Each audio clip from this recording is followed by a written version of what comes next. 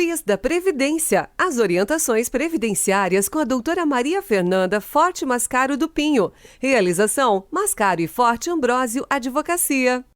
Doutora Fernanda, boa tarde, tudo bem? Boa tarde, Solange. Boa tarde a todos que nos acompanham. Continuando falando sobre as mudanças, né, que acontecem aí no INSS.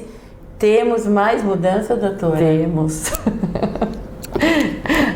Bem que você falou semana passada, né? Será que semana que vem vai ter mais coisa? Ai, Solange, gente, tem mais. Verdade. Ai, tem. O duro que é umas coisas assim, né? Que não é tão boas, né? A maioria não é boa, A maioria né? não é boa. Ela vem com 5 ruins e uma boa. É. Só podemos gravar de sexta, né, Solange? Porque daí de sexta, a gente, como sextou, a gente... Sextou fica mais animada. A gente procura alguma notícia boa, porque, olha, tá difícil nesse universo achar. Qual que é a notícia de hoje, doutora? Ai, é triste, Quer viu? ver? Fica vendo. Fica vendo. Sabe aquela contribuição em atraso que a pessoa faz, o trabalhador, contribuinte individual, autônomo, facultativo, que recolhia normal, mas passou por uma dificuldade financeira, acabou atrasando, daí ele agora melhorou, conseguiu apagar o que ficou para trás lá pendente, para contar no tempo dele de serviço, aí vai lá, verifica no seu cadastro que aquelas contribuições, por mais que o INSS tenha aceitado, cobrou juros, cobrou multa. E não é válida? Era válido, mas agora não é mais. Tá bom que é mais. Você tá brincando. Ah, eu queria que fosse brincadeira, Solange, porque isso é chocante, né? Eu fiquei estarrecida a hora que eu verifiquei. De quando isso? De 2021. Mas assim, ó, de quando isso, 2021, por meio de um comunicado interno que o INSS expediu de orientação aos servidores quanto à análise dos processos, dos requerimentos de aposentadoria. Não é a lei que mudou em 2021, não. Comunicado interno, Solange. Explica melhor isso, então, para quem está nos assistindo. Então, aquelas pessoas que pagaram, deixaram de pagar, depois pagarem com atraso, e você vai na lotérica, e quando você vai, eles recebem mesmo. Recebem mesmo, né? E depois ninguém devolve. Isso mudou, não pode mais? Como que é? Pode. A reforma da Previdência feita em 2019, se qualquer um que estiver nos assistindo pegar e puxar nossa primeira gravação lá falando da reforma da Previdência, Solange, o que nós deixamos bem claro que lá num dispositivo desta reforma o governo se comprometeu a respeitar o direito adquirido. Agora mudou? Então, agora não respeita. É ilegal fazer uma coisa dessa. Porque o fato gerador do trabalho, da contribuição, se foi lá atrás, mas ele só conseguiu o recurso agora para o pagamento, se o INSS aceita essa contribuição, cobra juros e multa, é para colocar no tempo de serviço dessa pessoa. Como é que pode o INSS interpretar que, como ele não pagou isso na época certa, isso não pode existir? Então, por que pegou o dinheiro do trabalhador? Porque colocou o dinheiro nos cofres públicos, não é para o cofre público, é para o histórico patrimônio jurídico do trabalhador. O trabalhador está pagando pelo tempo dele. E não para ajudar o governo. O que é isso, né? Meu Deus. Então a contribuição em atraso conta para direito adquirido antes da reforma? Antes da reforma, conta sim. Por quê? Se a pessoa pagou a primeira contribuição em dia, a lei de 91, que não foi alterada, porque o governo fez uma emenda à Constituição. Ele ainda não regulamentou essa reforma da Previdência, que foi uma emenda, por uma lei complementar para excluir a lei de 91 e vir outra no lugar. Ele só fez uma emenda à Constituição. Então, estava lendo a lei de 1991 que fala que a primeira contribuição paga em dia, as demais, naquela condição de segurado, devem ser aceitas mesmo com atraso, se o trabalhador aceitar pagar essas guias com as multas e juros do sistema. Então, não existe cabimento. Podem gravar aí. Esse o comunicado número 02 de 2021 que o INSS expediu aí, fazendo essa interpretação restritiva da reforma da Previdência. Um comunicado interno do INSS não pode falar mais do que a Constituição. Nós temos uma questão de hierarquia das normas. A nossa lei mais poderosa do Brasil, a maior, a que está em cima, é a Constituição Federal. Todas que estiverem abaixo dela não podem dizer mais ou restringir os direitos do que aquela Constituição não restringiu. Lá está falando de direito adquirido respeitado. Então vamos pensar que se a Constituição fala que vai respeitar o direito adquirido e a lei fala que para adquirir o direito é só você pagar os juros e multa, não pode um comunicado interno que daí aí eles pediu para reforçar esse comunicado interno, que daí a gente vai lendo e vai estudando, Solange, a gente vai tomando os sustos maiores ainda. Eu vou puxar aqui, ó, uma portaria. Ó, esse comunicado de Vibem 02 de 2021. E aí eles expediram também no decreto 10.410 de 2020, falando sobre esse assunto que não ia aceitar, mas é um decreto. O decreto seria para regulamentar a lei, mas a lei ainda não existe.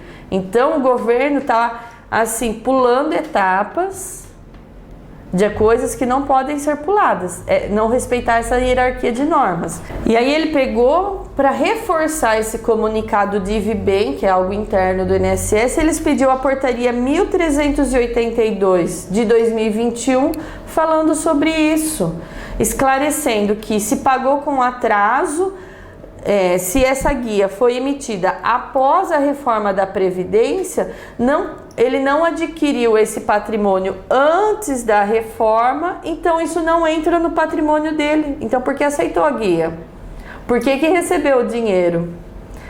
Então, ele está dizendo que esse direito foi adquirido após a reforma, e após a reforma são novas regras, isso não pode entrar como tempo de serviço da pessoa.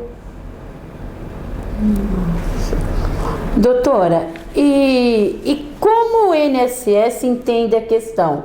Fundamentos normativos. Então, você vê, é isso que eu estou falando dessas hierarquias das normas, né? Quando fez a reforma da Previdência, o governo se comprometeu a regulamentar isso por uma lei ordinária, para substituir a Lei 8.213 de 1991. Até agora ele não fez.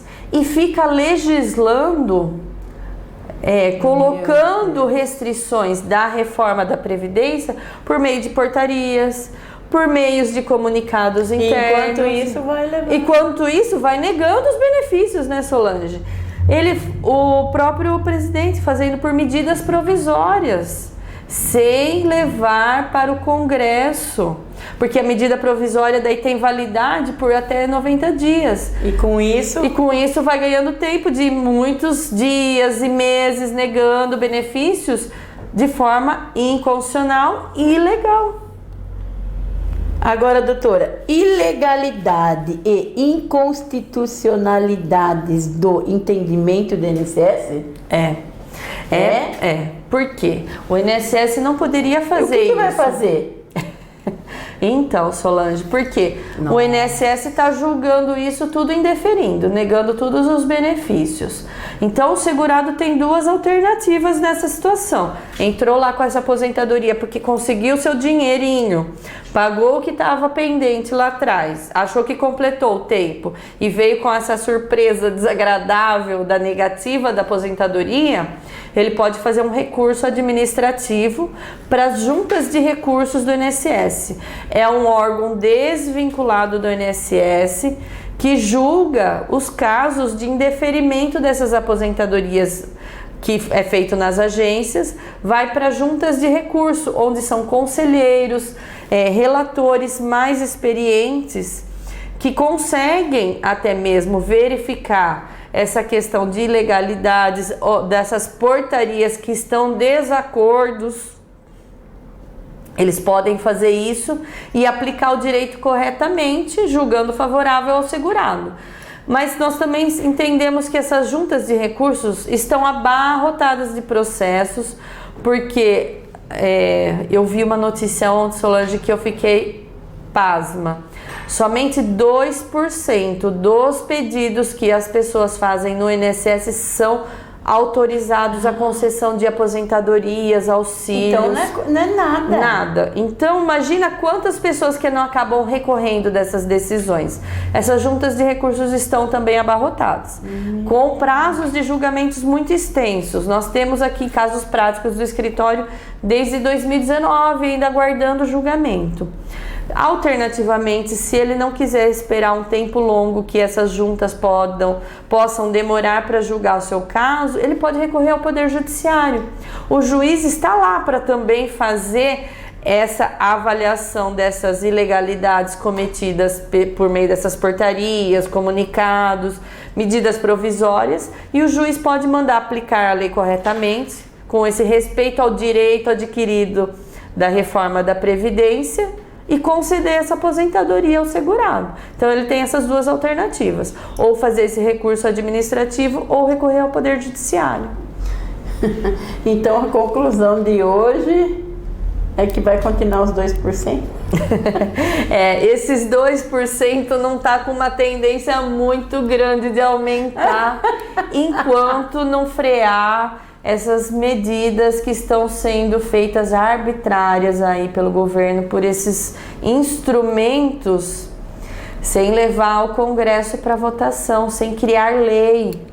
Portaria não é lei, isso aí é orientação para Fica 3 meses, aí cria outra portaria. Então. Podemos esquecer ano de eleição, né? O governo tá fazendo caixa. É verdade.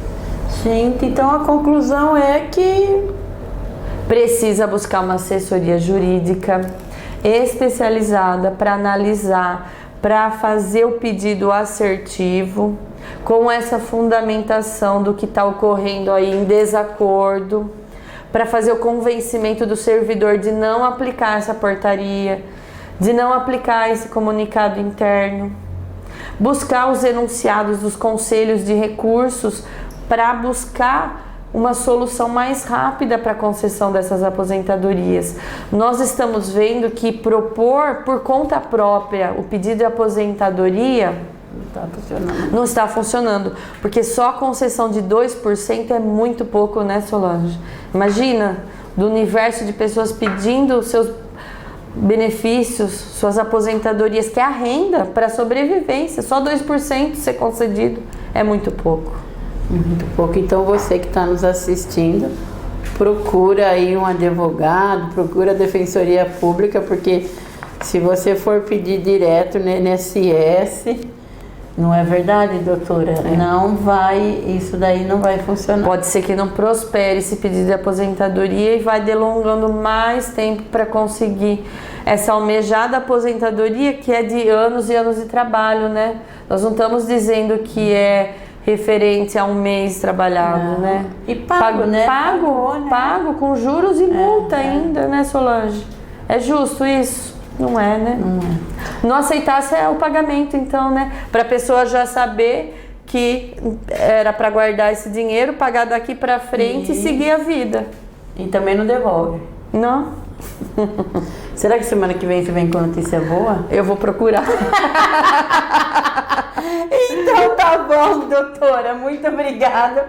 Semana que vem tem mais Quiz da Previdência com a doutora Fernanda Mascaro. Quiz da Previdência. As orientações previdenciárias com a doutora Maria Fernanda Forte Mascaro do Pinho. Realização: Mascaro e Forte Ambrósio Advocacia.